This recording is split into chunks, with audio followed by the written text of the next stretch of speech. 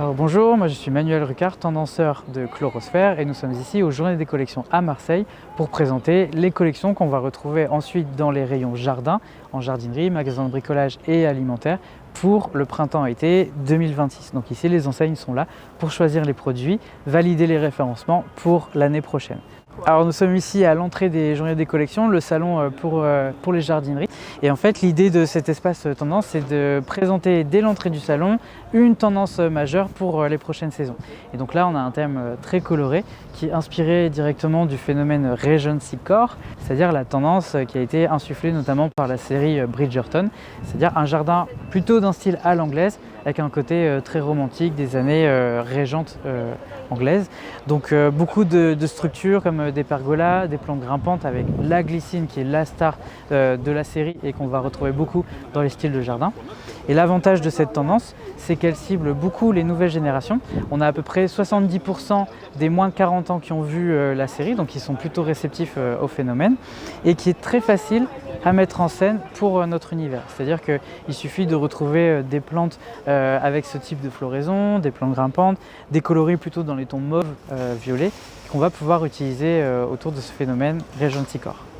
Donc là par exemple pour matérialiser cette tendance Regency Core, on a utilisé des partenaires qui sont bien connus de la filière, à la fois pour des structures de jardin, on va avoir des sculptures comme les chevaux ou le cerf qu'on va avoir ici sur ce jardin qui permettent de créer un point d'impact visuel sur le jardin, des structures qui vont permettre d'aménager l'espace comme les claustras, les pergolas et bien sûr toute la palette végétale qui va être associée à cet univers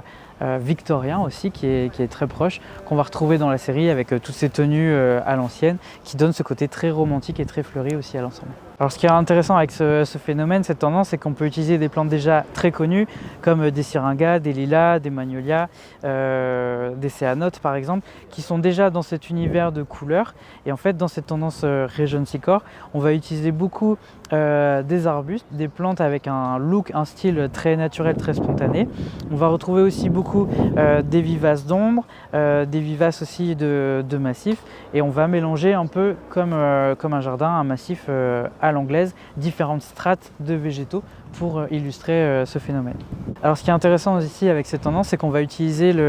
la verticalité avec beaucoup de claustras, des pergolas, là où on va pouvoir faire monter les plantes grimpantes comme la glycine qui va être une des plantes stars de cette saison et qui permet d'avoir ce style beaucoup plus jardin traditionnel pour cette tendance Regency Core.